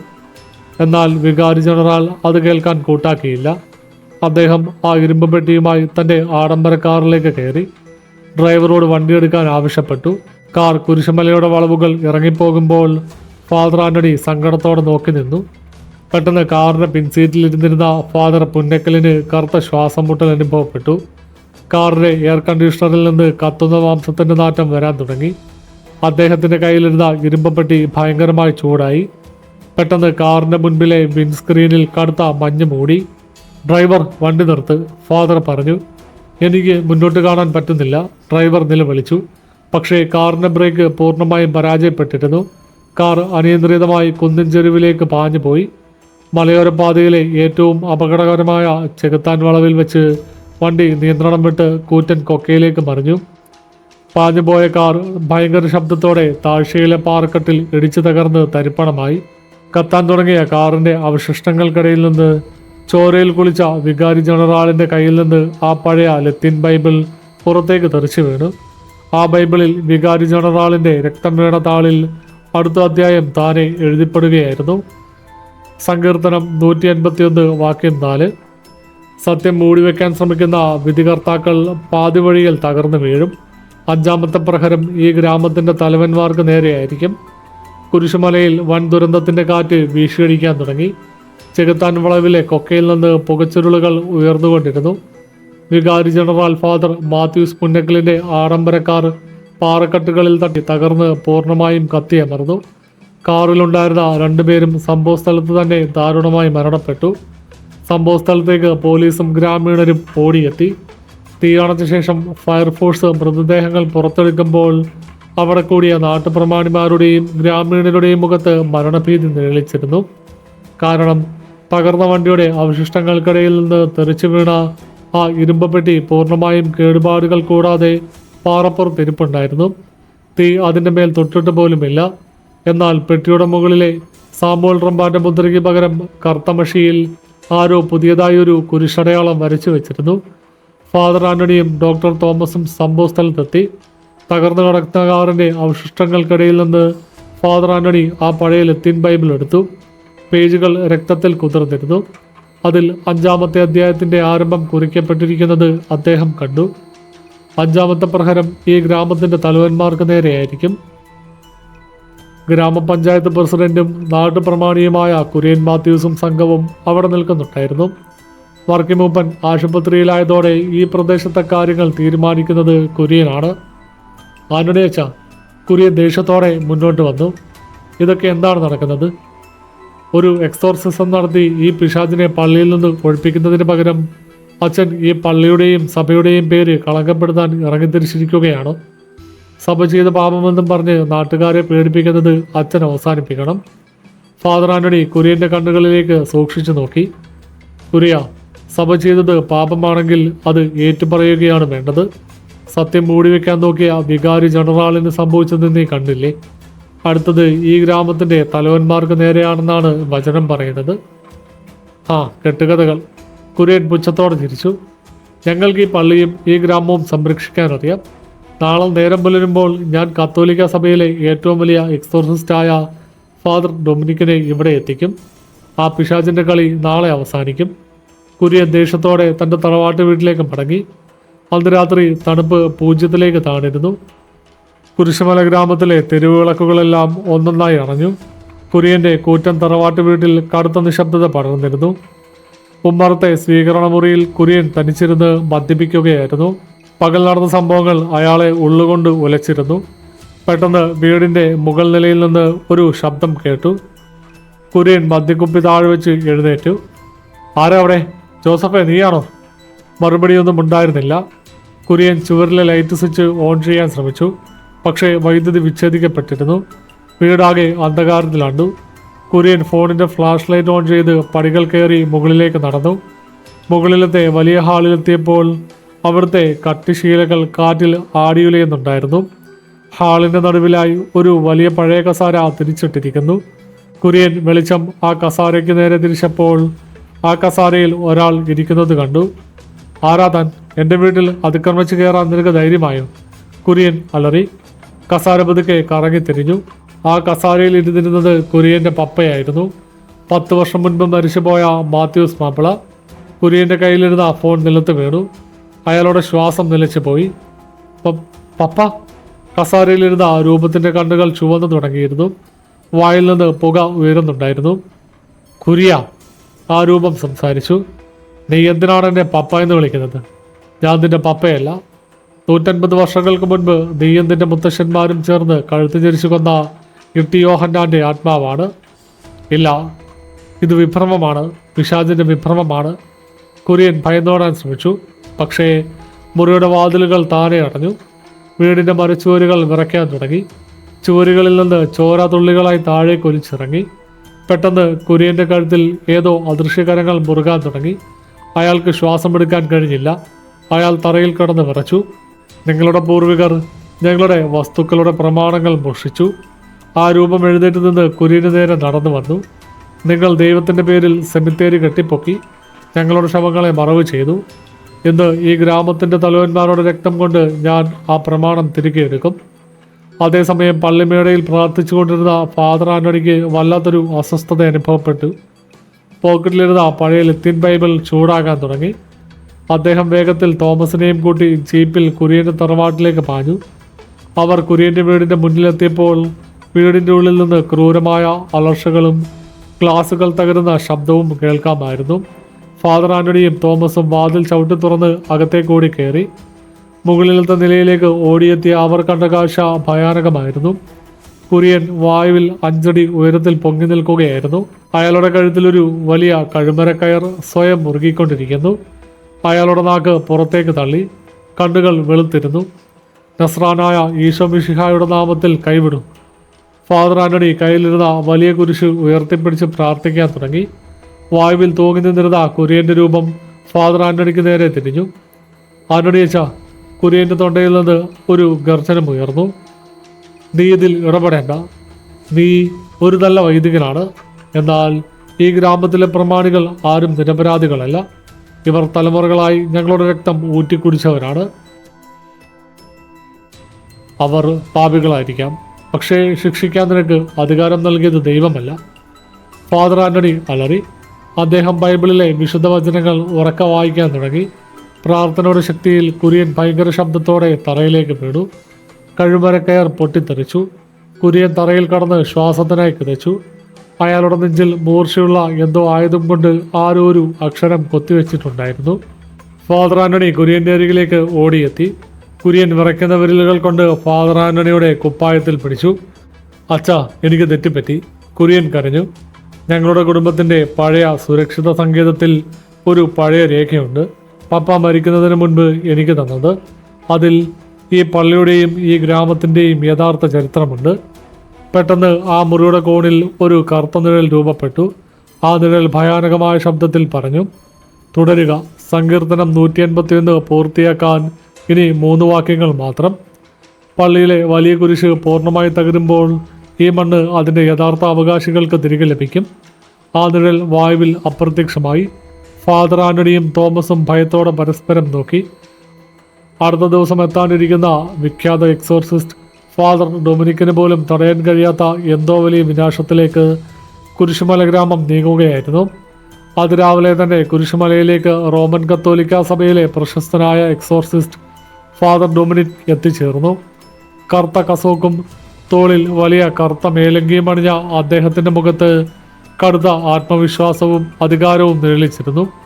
വത്തിക്കാനിൽ നിന്ന് പ്രത്യേക എക്സോർസിസം പരിശീലനം ലഭിച്ച വ്യക്തിയാണ് അദ്ദേഹം. അദ്ദേഹത്തോടൊപ്പം രൂപതയുടെ 2 യുവ വൈദികരും ഏതാനും വിശ്വസ്തരായ ബോഡി ഗാർഡുകളും ഉണ്ടായിരുന്നു. പള്ളിയുടെ മുന്നിൽ തടിച്ചുകൂടിയ നാട്ടുകാർക്ക് ഫാദർ ഡൊമിനിക്കിൻ്റെ വരവ് വലിയൊരു ആശ്വാസമായി തോന്നി. എന്നാൽ ഫാദർ ആന്റണിക്ക് ഉള്ളിൽ കടുത്ത ആശങ്കയായിരുന്നു.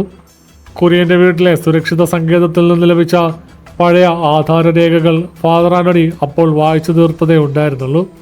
അതിൽ കുറിച്ചിരുന്ന സത്യങ്ങൾ സഭയുടെ ഏറ്റവും വലിയ കറുത്ത അധ്യായമായിരുന്നു. സാമുവൽ റമ്പാൻ എന്ന മെത്രാപ്പൊലീത്ത ഇട്ടി യോഹന്നാൻ്റെ കുടുംബത്തെ തീ കൊളുത്തിക്കൊന്ന ശേഷം അവരുടെ ഭൂമി വ്യാജമായി പള്ളിയുടെ പേരിൽ എഴുതി ചേർത്തതിൻ്റെ രേഖകളായിരുന്നു അവ. ഫാദർ ഡൊമിനിക് നേരെ പള്ളിമേടയിലേക്ക് നടന്നു. ഫാദർ ആന്റണിയെ കണ്ടതും അദ്ദേഹം വളരെ ശാന്തമായി എന്നാൽ ഗൗരവത്തോടെ പറഞ്ഞു, ആന്റണിയച്ച, നടക്കേണ്ടതില്ലാത്ത കാര്യങ്ങളാണ് ഈ ഇടവകയിൽ നടക്കുന്നത്. തിന്മയുടെ ശക്തികളെ നേരിടാൻ പ്രാർത്ഥന മാത്രം പോരാ, സഭ നൽകിയിട്ടുള്ള അതിശക്തമായ ആചാരങ്ങളും കർമ്മങ്ങളും വേണം.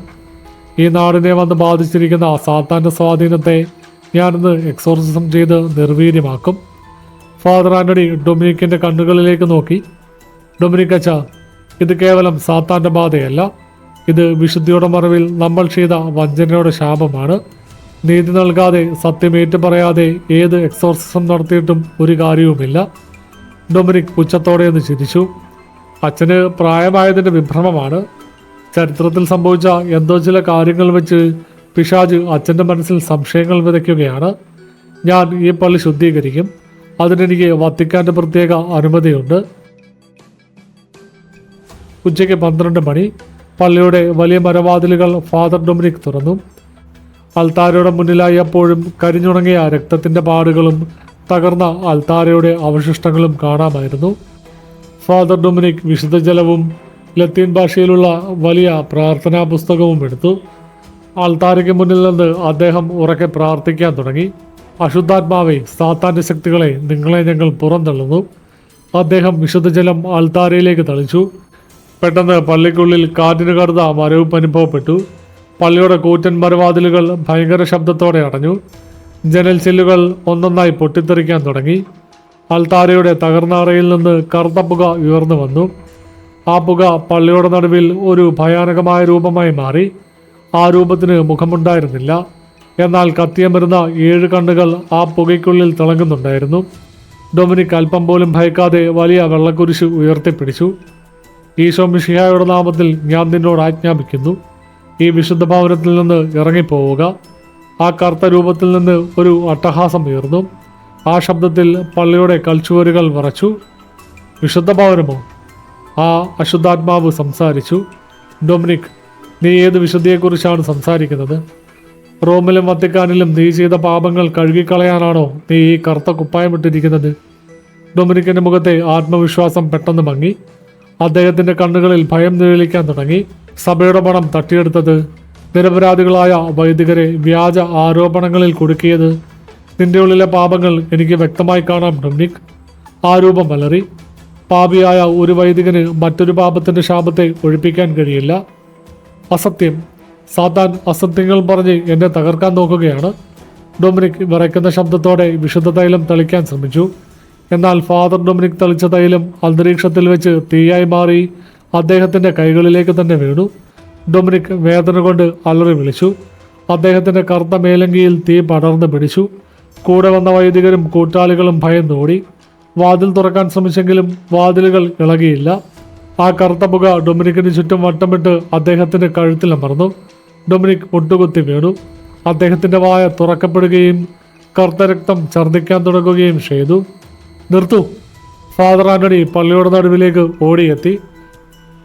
തൻ്റെ കയ്യിലിരുന്ന ആ പഴയ ലത്തീൻ ബൈബിൾ നെഞ്ചോടടക്കി പിടിച്ച് ഫാദർ ആന്റണി ആ അജ്ഞാത ശക്തിക്ക് മുന്നിൽ നിലയുറപ്പിച്ചു. കിട്ടി യോഹന്നാൻ്റെ ആത്മാവെ, അല്ലെങ്കിൽ ഈ മണ്ണിൽ മരിച്ചു വീണ 7 രക്തസാക്ഷികളെ, ഫാദർ ആന്റണി കണ്ണീരോടെ വിളിച്ചു പറഞ്ഞു.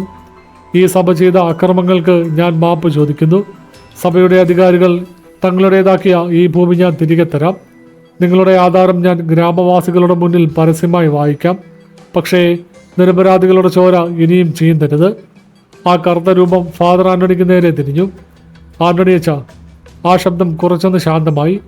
എന്നാൽ കടുത്ത വേദനയോടെ പറഞ്ഞു, നീ ഒരു നല്ല വൈദികനാണ്.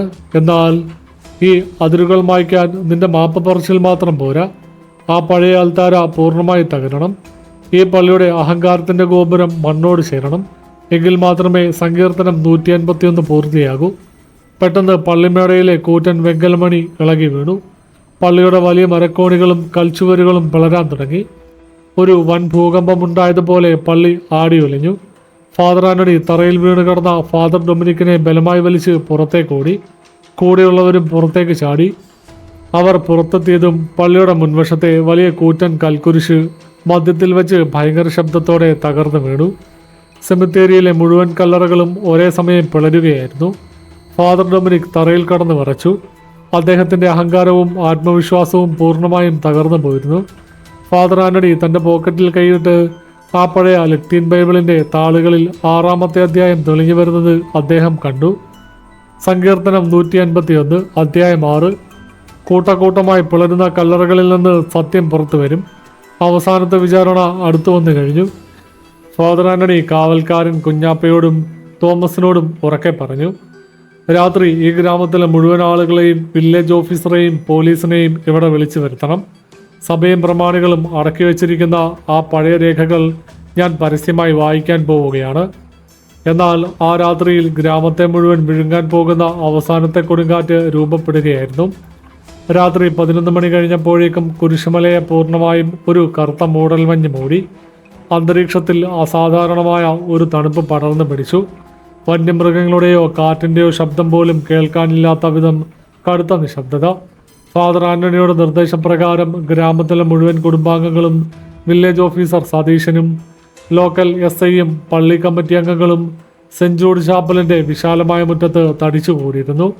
തകർന്നു വീണ കൂറ്റൻ കൽക്കുരിശിന്റെയും പിളർന്ന കല്ലറകളുടെയും നടുവിൽ ഭയന്നു പറച്ചാണ് ഗ്രാമീണർ നിന്നത്. ആരുടെ മുഖത്തും ശാന്തതയുണ്ടായിരുന്നില്ല. തങ്ങളുടെ പൂർവികർ ചെയ്ത പാപങ്ങളുടെ കൈപ്പുള്ള ഫലം തങ്ങളും അനുഭവിക്കേണ്ടി വരുമോ എന്ന ഭീതി മാത്രമായിരുന്നു അവരുടെ കണ്ണുകളിൽ. പള്ളിയുടെ തകർന്ന വരാന്തയിൽ ഒരു പഴയ പെട്രോമാക്സ് വിളക്കിന്റെ മങ്ങിയ വെളിച്ചത്തിൽ ഫാദർ ആന്റണി നിലയുറപ്പിച്ചു. അദ്ദേഹത്തിന്റെ കയ്യിൽ കുര്യന്റെ തറവാട്ടിൽ നിന്ന് ലഭിച്ച ആ പഴയ ചെമ്പോലയും സാമുവൽ റമ്പാന്റെ ഡയറിയും കറുത്ത ലത്തീൻ ബൈബിളും ഉണ്ടായിരുന്നു. അദ്ദേഹത്തിന്റെ ഇരുവശത്തുമായി ഡോക്ടർ തോമസും മാനസികമായി തകർന്ന ഫാദർ ഡൊമിനിക്കും നിന്നു. എൻ്റെ പ്രിയപ്പെട്ട ഇടവക ജനങ്ങളെ, ഫാദർ ആന്റണിയുടെ ശബ്ദം ആ നിശബ്ദതയിൽ വ്യക്തമായി മുഴങ്ങി. നമ്മൾ ഇത്രയും നാൾ ദൈവത്തിൻ്റെ വിശുദ്ധ ഭവനമെന്ന് കരുതി ആദരിച്ച ഈ പള്ളിയുടെ അൾത്താരയ്ക്ക് താഴെ 150 വർഷമായി ഒരു വലിയ അനീതിയുടെ ആത്മാക്കൾ നീതിക്കായി നിലവിളിക്കുകയായിരുന്നു. നമ്മളറിഞ്ഞ ചരിത്രമല്ല യഥാർത്ഥ ചരിത്രം. ജനക്കൂട്ടത്തിൽ നിന്നും അസ്വസ്ഥതയും ചില മുറുമുറുപ്പുകളും ഉയർന്നു. ഫാദർ ആന്റണി കയ്യിലിരുന്ന പഴയ ചെമ്പോല നിവർത്തി ഉറക്കെ വായിക്കാൻ തുടങ്ങി. 1876 ഈ കാണുന്ന ഭൂമി മുഴുവൻ വടക്കൻ തറവാട്ടിലെ ഇട്ടി യോഹന്നാന്റെ സ്വന്തമായിരുന്നു. എന്നാൽ ഇവിടെ പള്ളി പണിയാനും പ്രദേശത്തെ ഏറ്റവും വലിയ തോട്ടമുടമകളാകാനും വേണ്ടി സാമുവൽ റമ്പാനും അന്നത്തെ പ്രാദേശിക പ്രമാണികളായ കുര്യന്റെയും വർക്കിയുടെയും മുത്തശ്ശന്മാരും ചേർന്ന് വലിയൊരു വഞ്ചന നടത്തി. യോഹന്നാന്റെ കുടുംബത്തെ ആഭിചാരക്കാരെന്ന് മുദ്രകുത്തി സഭയിൽ നിന്ന് പുറത്താക്കി. തുടർന്ന് ഒരു അർദ്ധരാത്രിയിൽ യോഹന്നാനെയും അദ്ദേഹത്തിൻ്റെ ഗർഭിണിയായ ഭാര്യയെയും 5 മക്കളെയും കുടിലിലിട്ട് ജീവനോടെ തീ കൊളുത്തി. ജനക്കൂട്ടത്തിൽ നിന്ന് ഒരു നടുക്കത്തിൻ്റെ അലയൊലി ഉയർന്നു. പലരും സ്വന്തം നെഞ്ചിൽ കുരിശടയാളം വരച്ചു. ഫാദർ തുടർന്നു. തീയിൽ കത്തിയമരുമ്പോൾ അവർ അപേക്ഷിച്ച് പ്രാർത്ഥിച്ച വചനങ്ങളാണ് ഇന്നും ഈ അന്തരീക്ഷത്തിൽ മുഴങ്ങുന്ന സങ്കീർത്തനം 151. അവരുടെ അവശിഷ്ടങ്ങൾ ഈ ബലിപീഠത്തിന് താഴെ കുഴിച്ചിട്ടാണ് അന്നത്തെ മെത്രോപോലീത്ത ഈ പള്ളി വിശദീകരിച്ചത്. ഇത് സത്യമാണോ വച്ചാ?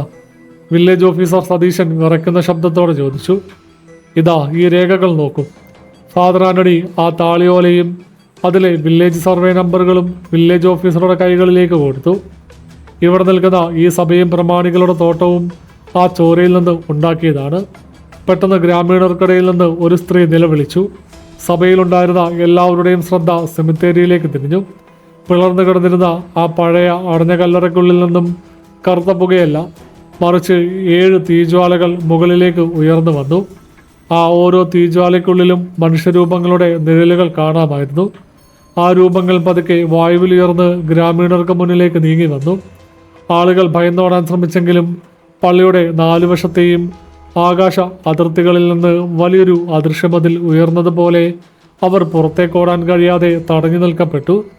ആ 7 രൂപങ്ങളിൽ ഏറ്റവും വലിയ രൂപം ഇട്ടിയോന്റെ ആത്മാവ് ഫാദർ ആന്റണിക്ക് മുൻപിൽ വായുവിൽ നിന്നു.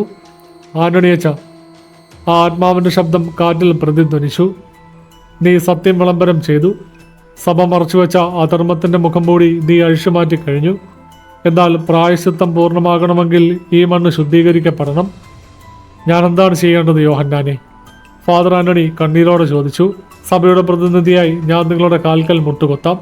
ഈ പള്ളിയുടെ ഭൂമി മുഴുവൻ സഭ ഉപേക്ഷിക്കാൻ ഞാൻ അധികാരികളെ കൊണ്ട് സമ്മതിപ്പിക്കാം. സഭ ഉപേക്ഷിച്ചത് കൊണ്ട് മാത്രം മതിയാവില്ല, യോഹന്നാൻ പറഞ്ഞു. ഈ പള്ളിയുടെ സ്ഥാപനവൽക്കരിക്കപ്പെട്ട അഹങ്കാരം പൂർണ്ണമായും മണ്ണടിയണം. ഈ അൾത്താരയിൽ ഇനിയൊരിക്കലും ബലിയർപ്പിക്കപ്പെടരുത്. ഈ മണ്ണ് വീണ്ടും കാടായി മാറണം. രക്തസാക്ഷികളുടെ ആത്മാക്കൾക്ക് വിശ്രമിക്കാൻ ഒരു സ്മാരകമായി മാത്രം ഇത് ശേഷിക്കണം. പെട്ടെന്ന് പള്ളിയുടെ മുകളിലെ കൂറ്റൻ ഗോപുരത്തിൽ ഭയങ്കരമായ പിളർപ്പ് അനുഭവപ്പെട്ടു. പള്ളിയുടെ പ്രധാന മരവാതിലുകളും കൽത്തൂണുകളും കൂട്ടത്തോടെ തകർന്നു വീഴാൻ തുടങ്ങി. വലിയ ശബ്ദത്തോടെ 150 വർഷം പഴക്കമുള്ള സെന്റ് ജൂഡ് ചാപ്പലിന്റെ വലിയ മേൽക്കൂര തകർന്ന് അൾത്താരയ്ക്ക് മേൽ പതിച്ചു. പള്ളി തകർന്നടിയുമ്പോൾ ഉയർന്ന കറുത്ത പൊടിപടലങ്ങൾക്കിടയിലൂടെ ഫാദർ ആന്റണിയുടെ പോക്കറ്റിലിരുന്ന ആ പഴയ ലത്തീൻ ബൈബിൾ സ്വയം പുറത്തേക്ക് തെറിച്ചു വീണു. ആ ബൈബിളിന്റെ അവസാനത്തെ താളിൽ രക്തം കൊണ്ട് അടുത്ത വരി തെളിഞ്ഞു വരുന്നതായി കാണാമായിരുന്നു. സങ്കീർത്തനം 151, അധ്യായം 7. വിചാരണ പൂർത്തിയായിരിക്കുന്നു. അവസാനത്തെ ബലി അർപ്പിക്കപ്പെടാനുള്ള സമയമായി. ഫാദർ ആന്റണി ഞെട്ടലോടെ ആ വരിയിലേക്ക് നോക്കി. അവസാനത്തെ ബലിയോ? സങ്കീർത്തനം 151 പൂർണ്ണമാകണമെങ്കിൽ 7ാമത്തെ വാക്യത്തിന്റെ പൂർത്തീകരണത്തിന് ഒരു ആത്മാവിന്റെ സ്വന്തം ബലി ആവശ്യമായിരുന്നു. അത് ആരുടെ ബലിയാണ്? ആ സമയം ആകാശത്ത് പെട്ടെന്ന് ചുവന്ന നിറത്തിലുള്ള മിന്നൽ പിണരുകൾ വെട്ടിപ്പൊട്ടി. യോഹന്നാന്റെയും കുടുംബത്തിന്റെയും ആത്മാക്കൾ ഫാദർ ആന്റണിയുടെ അരികിലേക്ക് അടുത്തു വരികയായിരുന്നു. ചുവന്ന മിന്നൽ പിണറുകൾ ആകാശത്തെ കീറിമുറിച്ചുകൊണ്ടിരുന്നു. 150 വർഷത്തെ പഴക്കമുള്ള സെന്റ് ജൂഡ് ചാപ്പലിന്റെ വിശുദ്ധ ഭവനം സ്വന്തം പാപങ്ങളുടെ ഭാരത്താൽ തകർന്നടിഞ്ഞ് പൊടിപടലങ്ങളുടെ വലിയൊരു കൂമ്പാരമായി മാറിക്കഴിഞ്ഞിരുന്നു. പള്ളിയുടെ കൂറ്റൽ മേൽക്കൂരയും ഗോപുരവും അൾത്താരയിലേക്ക് അമർന്നതോടെ ആ പ്രദേശം മുഴുവൻ കനത്ത പുക പടർന്നു. ഗ്രാമീണരും പോലീസുകാരും ഭയന്നു പറച്ച് മുറ്റത്ത് മുട്ടുകുത്തിയിരുന്നു. ആർക്കും അവിടെ നിന്ന് ഓടി രക്ഷപ്പെടാൻ കഴിയില്ലായിരുന്നു. ഒരു അദൃശ്യമായ ആത്മീയ വൃത്തം ആ പള്ളിയങ്കണത്തെ പൂർണ്ണമായും വലയം ചെയ്തിരുന്നു. തകർന്നു വീണ പള്ളിയുടെ അവശിഷ്ടങ്ങൾക്ക് നടുവിൽ കറുത്ത ലത്തീൻ ബൈബിൾ കയ്യിലേന്തി ഫാദർ ആന്റണി ഉറച്ചു നിന്നു. അദ്ദേഹത്തിന് ചുറ്റുമായി യോഹന്നാന്റെയും കുടുംബത്തിന്റെയും 7 ശാന്തവും എന്നാൽ ഭയാനകവുമായ ആത്മാക്കൾ വായുവിൽ ഉയർന്നു നിന്നു. സങ്കീർത്തനം 151, വാക്യം 7. യോഹന്നാന്റെ ആത്മാവിന്റെ ശബ്ദം കൊടുങ്കാറ്റ് പോലെ മുഴങ്ങി. അവസാനത്തെ ബലി അർപ്പിക്കപ്പെടാനുള്ള സമയമായി. ഈ മണ്ണിന്റെ ശാപം പൂർണ്ണമായി കഴുകിക്കളയണമെങ്കിൽ സഭയുടെ ഭാഗത്തു നിന്ന് ഒരു വിശുദ്ധയാത്മാവ് സ്വയം ബലിയർപ്പിക്കപ്പെടണം. ആരുടെ ചോരയിലാണ് ഈ വഞ്ചനയുടെ കറ കഴുകിപ്പോക്കുന്നത്? ജനക്കൂട്ടത്തിനിടയിൽ നിന്ന് ഡോക്ടർ തോമസ് നിലവിളിച്ചുകൊണ്ട് മുന്നോട്ട് ചാടി. അച്ഛാ, വേണ്ട, അച്ഛനതിൽ ഒരു തെറ്റും ചെയ്തിട്ടില്ല. ആന്റണി അച്ഛൻ ഈ നാടിന് നന്മ മാത്രമേ ചെയ്തിട്ടുള്ളൂ. ഫാദർ ആന്റണി പതുക്കെ തിരിഞ്ഞ് തോമസിനെ നോക്കി പുഞ്ചിരിച്ചു. 65കാരനായ ആ വൈദികന്റെ കണ്ണുകളിൽ ഇപ്പോൾ ഭയത്തിന്റെ ഒരു കണിക പോലും ഉണ്ടായിരുന്നില്ല. മറിച്ച് ക്രിസ്തുവിന്റെ ശാന്തതയും വലിയൊരു ദൗത്യപൂർത്തീകരണത്തിന്റെ നിശ്ചയദാർഢ്യവുമായിരുന്നു അതിൽ നിഴലിച്ചിരുന്നത്. തോമസ്, ഫാദർ ആന്റണി മൃദുവായി തുടർന്നു, മറ്റുള്ളവരുടെ പാപങ്ങൾ ചുമക്കാൻ ഒരാൾ തയ്യാറാകുമ്പോഴാണ് യഥാർത്ഥ വിശുദ്ധി ഉണ്ടാകുന്നത്. എൻ്റെ പൂർവികരായ വൈദികരും സഭയും ചെയ്ത ദാരുണമായ ഈ അനീതിക്ക് ഈ ഇടവകയുടെ ഇടയനായ ഞാൻ തന്നെ പ്രായശ്ചിത്തം ചെയ്യണം. അതിലൂടെ മാത്രമേ ഈ ആത്മാക്കൾക്ക് നിത്യശാന്തി ലഭിക്കൂ. ഈ ഗ്രാമം രക്ഷപ്പെടൂ. ഫാദർ ആന്റണി പതുക്കെ മുന്നോട്ട് നടന്ന് തകർന്ന അൾത്താരയുടെ നടുവിൽ യോഹന്നാന്റെ ആത്മാവിന് മുന്നിലായി മുട്ടുകുത്തി. അദ്ദേഹം തൻ്റെ കഴുത്തിലുണ്ടായിരുന്ന വയലറ്റ് സ്റ്റോളഴിച്ച് നിലത്ത് വെച്ചു. കൈകൾ കൂപ്പി ആകാശത്തേക്ക് നോക്കി ഉറക്കെ പ്രാർത്ഥിച്ചു. ദൈവമേ, എൻ്റെ സഭ ചെയ്തു പോയ കൊടുമ്പാപത്തിന് ഞാൻ എൻ്റെ ജീവനെ യാഗമായി നൽകുന്നു. ഈ രക്തസാക്ഷികളുടെ ആത്മാക്കൾക്ക് നിന്റെ ശാന്തി നൽകണമേ. ഈ പാവപ്പെട്ട ഗ്രാമീണരെ ഈ ശാപത്തിൽ നിന്നും വിടുവിക്കണമേ. ഫാദർ ആന്റണി തൻ്റെ കയ്യിലിരുന്ന ചെറിയ വെള്ളക്കുരിശ് നെഞ്ചോടടക്കി പിടിച്ച് കണ്ണുകൾ അടച്ചു. ആ നിമിഷം ആകാശത്തു നിന്ന് ഒരു വലിയ വെളുത്ത പ്രകാശധാര ഫാദർ ആന്റണിയുടെ ശരീരത്തിലേക്ക് പതിച്ചു. യോഹന്നാന്റെയും കുടുംബത്തിൻ്റെയും 7 ആത്മാക്കളും ആ പ്രകാശത്തിലേക്ക് അലിഞ്ഞു ചേരാൻ തുടങ്ങി. അന്തരീക്ഷത്തിലുണ്ടായിരുന്ന കടുത്ത ദുർഗന്ധവും തണുപ്പും പതുക്കെ മാറി. ചന്ദനത്തിൻ്റെയും വിശുദ്ധ കുന്തിരിക്കത്തിൻ്റെയും സുഗന്ധം വായുവിൽ പടർന്നു. 150 വർഷമായി കാറ്റിനോടും കല്ലുകളോടും വിലാപമായി അലഞ്ഞിരുന്ന ആ ആത്മാക്കളുടെ മുഖത്ത് കടുത്ത ആശ്വാസവും ശാന്തതയും തെളിഞ്ഞു വന്നു. ആന്റണിയച്ച, യോഹന്നാന്റെ ശബ്ദം അവസാനമായി കേട്ടു. നിന്റെ ആത്മബലി ദൈവസന്നിധിയിൽ സ്വീകരിക്കപ്പെട്ടിരിക്കുന്നു. ഈ മണ്ണിലെ ശാപം ഇവിടെ അവസാനിക്കുന്നു. സങ്കീർത്തനം 151 പൂർണ്ണമായി മാഞ്ഞുപോയി. ചുവന്ന മിന്നലുകളും കൊടുങ്കാറ്റും നിലച്ചു. പള്ളിയങ്കണത്തെ വിഴുങ്ങിയിരുന്ന അദൃശ്യമതിൽ അപ്രത്യക്ഷമായി. മേഘങ്ങൾ മാറി. ആകാശത്ത് നക്ഷത്രങ്ങൾ തെളിഞ്ഞു. പെട്ടെന്ന് മുട്ടുകൊത്തി നിന്നിരുന്ന ഫാദർ ആന്റണിയുടെ ശരീരം പതുക്കെ മുന്നോട്ട് ചരിഞ്ഞു. അച്ഛാ! തോമസും ഗ്രാമീണരും ഉറക്കെ നിലവിളിച്ചുകൊണ്ട് അദ്ദേഹത്തിൻ്റെ അടുത്തേക്ക് ഓടിയെത്തി. തോമസ് ഫാദറിന്റെ കൈപ്പത്തിയിൽ പിടിച്ച് പൾസ് പരിശോധിച്ചു. 65-കാരനായ ഫാദർ ആന്റണിയുടെ ശ്വാസം പൂർണ്ണമായും നിലച്ചിരുന്നു. എന്നാൽ അദ്ദേഹത്തിന്റെ മുഖത്ത് സ്വർഗീയമായ ഒരു മന്ദഹാസമുണ്ടായിരുന്നു. താൻ ഏറ്റെടുത്ത വലിയൊരു ദൗത്യം ഭംഗിയായി പൂർത്തിയാക്കിയതിൻ്റെ സന്തോഷം. വില്ലേജ് ഓഫീസർ സതീശനും SIയും ആ പഴയ ആധാരങ്ങളും ബൈബിളും ഭയഭക്തിയോടെ എടുത്തു. 6 മാസങ്ങൾക്ക് ശേഷം കുരിശുമല ഗ്രാമത്തിൽ വലിയ മാറ്റങ്ങൾ സംഭവിച്ചിരുന്നു. സെന്റ് ജൂഡ് ചാപ്പലിന്റെ തകർന്ന അവശിഷ്ടങ്ങളിൽ നിന്ന സ്ഥലം പൂർണ്ണമായും സഭ സർക്കാരിലേക്ക് തിരികെ നൽകി. കത്തോലിക്ക സഭയുടെ പ്രത്യേക ഉത്തരവ് പ്രകാരം ആ ഭൂമി ഓർമ്മയ്ക്കായി ഒരു വലിയ പ്രകൃതിദത്ത സമാധാന ഉദ്യാനമായി മാറ്റപ്പെട്ടു. വർക്കിമൂപ്പനും കുര്യനും തങ്ങൾ അവിഹിതമായി കൈവശം വെച്ചിരുന്ന തോട്ടത്തിന്റെ വലിയൊരു പങ്ക് ആ നാടിന്റെ വികസനത്തിനായി വിട്ടു നൽകി. തങ്ങളുടെ പാപങ്ങൾക്ക് പ്രായശ്ചിത്തം ചെയ്തു. ഇന്ന് പഴയ പള്ളി നിന്ന സ്ഥലത്ത് കല്ലറകളോ അൾത്താരയോ ഇല്ല. പകരം പച്ചപ്പ് നിറഞ്ഞ കാടിന്റെ നടുവിൽ ഫാദർ ആന്റണിയുടെ സ്മരണാർത്ഥം ലളിതമായ ഒരു വെളുത്ത കൽക്കുരിശ് മാത്രം ഉയർന്നു നിൽക്കുന്നു. പഴയ ലത്തീൻ ബൈബിളിൽ തെളിഞ്ഞു വന്ന ആ വിചിത്രമായ സങ്കീർത്തനം 151 പിന്നീട് ആരും കണ്ടിട്ടില്ല. എങ്കിലും മഞ്ഞുമൂടിയ അർദ്ധരാത്രികളിൽ കുരിശുമലയിലെ പൈൻമരങ്ങൾക്കിടയിലൂടെ വീശിയടിക്കുന്ന കാറ്റിൽ സഭയുടെ ചരിത്രത്തിൽ നിന്ന് മാഞ്ഞുപോയ ആ രക്തസാക്ഷികളുടെ ആത്മാക്കൾ ശാന്തമായി വിശ്രമിക്കുന്നതിൻ്റെ സൗമ്യമായ സംഗീതം ഇന്നും ആ ഗ്രാമീണർ കേൾക്കാറുണ്ട്. തിന്മയുടെ മേൽ വിശുദ്ധിയുടെ ഭൗതിക ശക്തിയല്ല, മറിച്ച് സ്വയം സമർപ്പണത്തിൻ്റെയും സത്യത്തിൻ്റെയും ആത്മീയ ശക്തിയാണ് വിജയിച്ചതെന്ന് ഉറക്കെ വിളിച്ചോതിക്കൊണ്ട് കുരിശുമല വീണ്ടും ശാന്തമായി ഉറങ്ങി.